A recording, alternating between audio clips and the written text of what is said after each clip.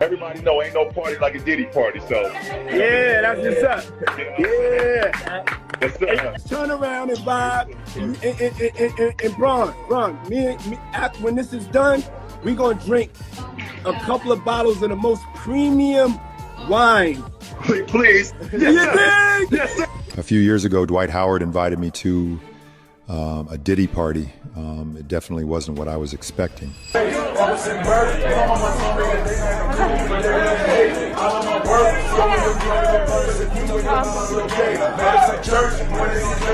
Everybody know ain't no party like a Diddy party, so. Yeah, when this is done, we gonna drink a couple of bottles of the most premium wine. Please. Yes, sir. Yes, sir. LeBron James, Jay-Z, Beyonce, Gloria Estefan. Those are some of the names that appear in an explosive new lawsuit filed by a Florida man against Sean Combs, claiming he was a victim of sex trafficking and kidnapping at the hands of the music mogul. It began with a seemingly simple story. An unexpected party invite from NBA star Dwight Howard to a gathering hosted by Sean Diddy Combs.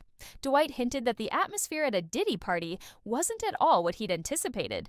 The comment was casual, but it added fuel to the ongoing rumors swirling around Diddy's lavish, secretive festivities.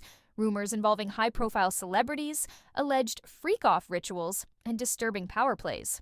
Few could have guessed how deep those stories would go. You never did? I'm just not with all that freaky shit. Like all of the stuff that he's doing, I'm not into that type of stuff. I'm just a little more, maybe you could say basic or normal. Did he do it, right? Yeah. I know He did it. You've been heavy on social media talking about it. He did it. And I'm the only one who's been vocal about this long before it actually. Oh, you've been saying this for a long time now. And then no one was, they're just, why is he saying this? And now it's coming out like crazy. But I also didn't participate. I also didn't go to those parties. Yeah. So a lot of the celebrity culture that you don't hear saying anything is because they participated. Was there a reason you never went to those parties back in the day? Obviously, I know what was going on there, but is there a reason you never did? I'm just not with all that freaky shit. Like all of the stuff that he's doing, I'm not into that type of stuff. I'm just a little more, maybe you could say basic or normal. Or how many familiar names would eventually surface. And yet, years later, a new lawsuit would cast a harsh spotlight on everything Dwight might have been hinting at. A man named Joseph Zaro, also referred to as Monzaro, filed a suit against Diddy, accusing the mogul of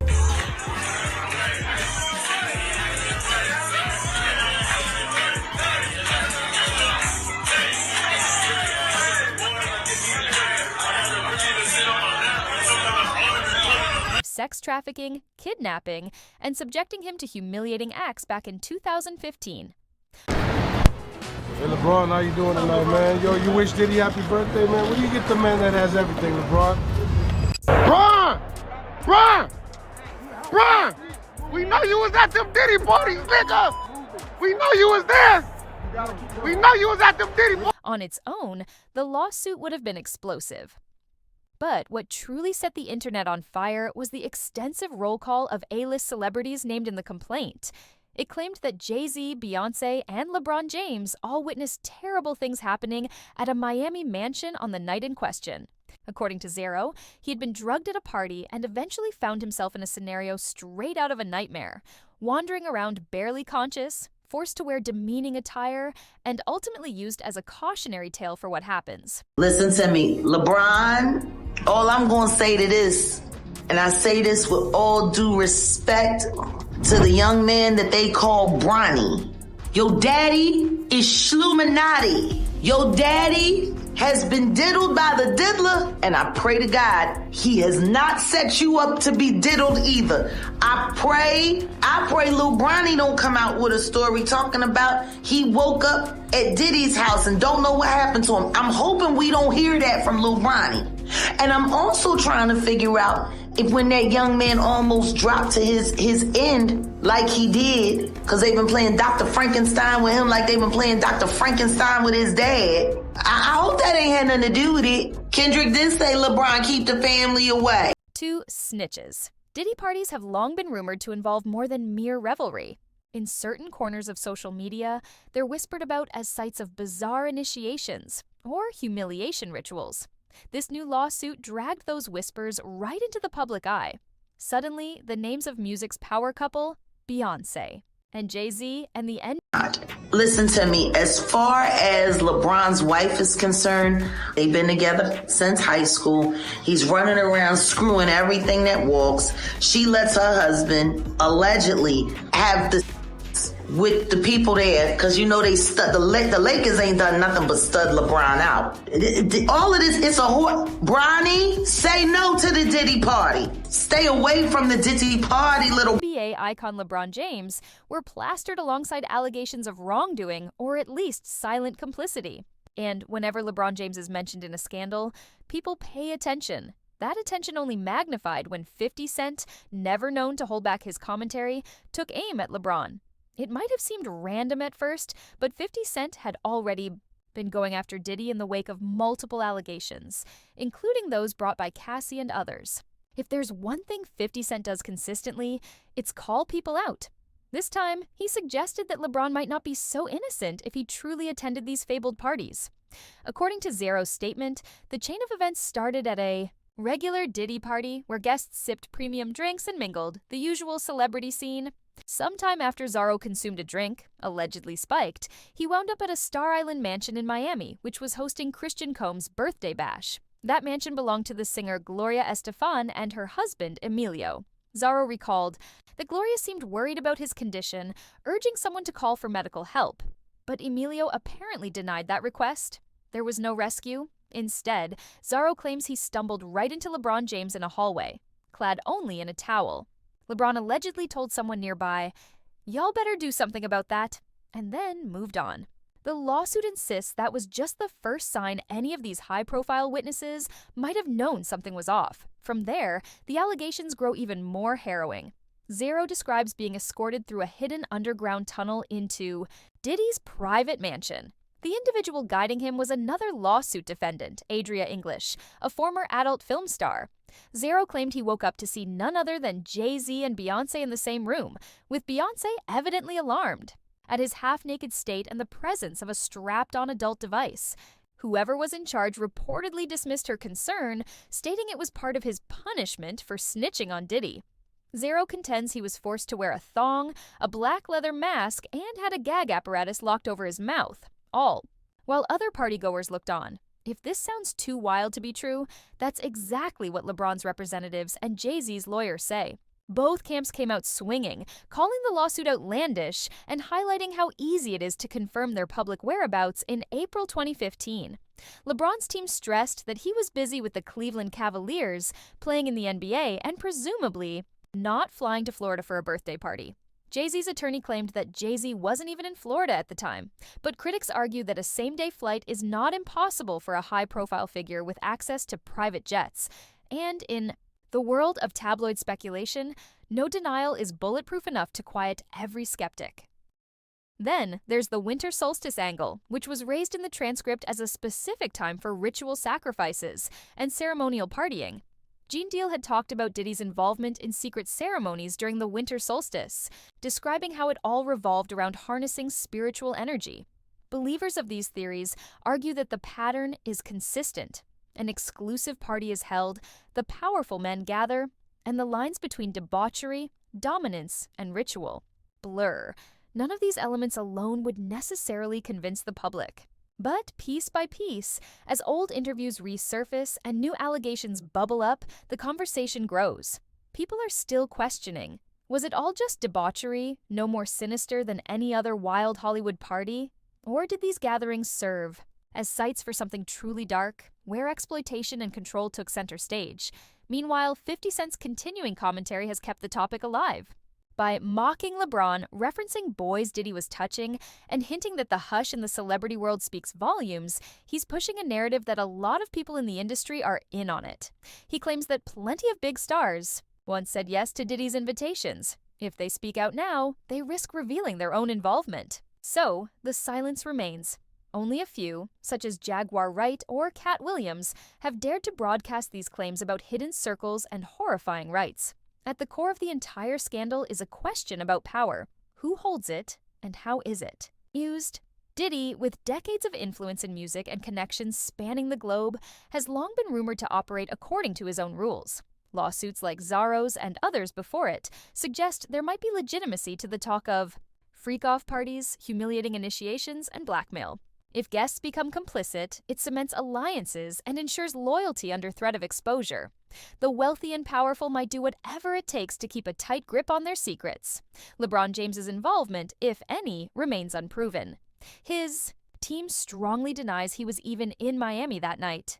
Jay-Z's lawyer calls the claims baseless.